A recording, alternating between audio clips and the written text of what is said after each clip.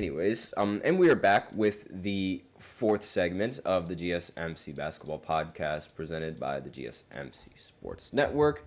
And in this segment, we are going to be talking about the opening night that is going to be happening tomorrow. Obviously, like the season for the NBA, we can only review preseason games for so long. So the NBA season is going to tip off on Tuesday, so tomorrow, almost directly after the WNBA playoffs concluded. And let me just go ahead and look at the schedule real quick. The teams that are going to end up playing tomorrow. Now, notice how opening night isn't on Monday. You guys notice that? And I wonder why. Maybe because Monday at around 7 o'clock, people are going to be tuning in to football. The NBA already knows how to make their schedule. So why doesn't the WNBA? Nobody knows. But that's besides the point.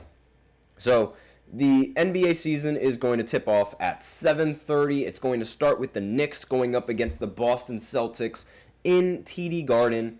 And this is obviously, one of the more anticipated Eastern Conference matchups ever as of right now. And both of those teams I expect to make the Eastern Conference Finals and face off against each other in a best-of-7 series. This is just what I expect coming in from the Knicks, and, I understand that they are the Knicks, so there is always room for disappointment because they are the Knicks, and that's just what happens. They're one of the teams that also has that big bugaboo in these big games, especially in the postseason. We saw it last year, even though I think mainly it was because of a lot of players being injured in the postseason. But aside from that, this is going to be an exciting opening night for the Knicks and the Celtics. Now, the Knicks are definitely going to be playing in a hostile environment. However, I don't really think if they lose in this game, it's going to be a huge detriment to the rest of their season. Because it's opening night, I think that, this is obviously, it's going to be a time where teams need to develop and teams need to work their way in figuring out their identity. Now, the Knicks, they should already know their identity. Like, they really should. But, obviously, in an opening night and in all these games, there's always room for improvement. And that's why we have the regular season, to be able to see what we can improve on and to be able to fix all of the mistakes and all of the problems that a team might have. So if the Knicks end up losing this game, I don't see that as detrimental, and I don't think anybody else should see that as detrimental. The Knicks are going to definitely play the Boston Celtics again throughout the regular season. And let's just go ahead and look at the odds. Now, the Celtics are going to be the favorite in this matchup. Of course, they're going to be the favorite. They ended up winning the championship. And, excuse me.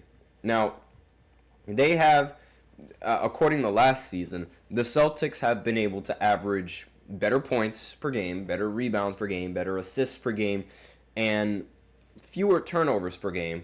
Meanwhile, the Knicks have been a very solid defensive team, and they ended up beating the Celtics in points allowed. But it's marginal. It's very, very close. Now, I think the Celtics are easily going to end up winning this game, mainly because they're going to have home court advantage. Now, TD Garden, again, it's a very, very difficult environment to play in. And would not be surprised if, for opening night, the teams and the fans are going to end up screaming their heart out, especially since they ended up winning the championship last season.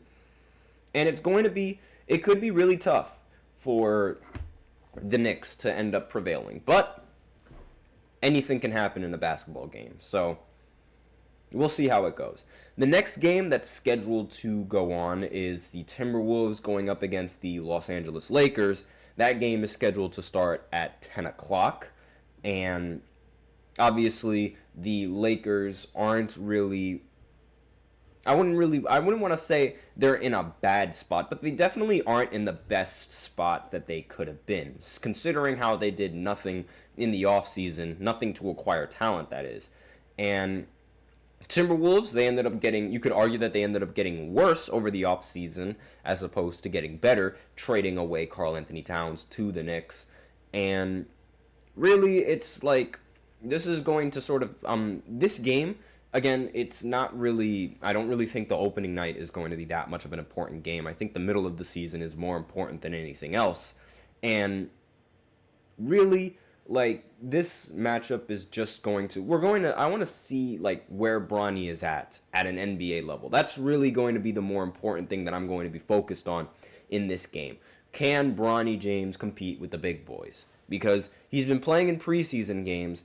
And yes, I understand preseason games, they still count as NBA games, but they aren't really against the starters, and they aren't really against players that are going to be in the rotation because they're that talented. So we have to see if Bronny can play with the big boys, and we also have to see if this Lakers team looks any better under JJ Redick.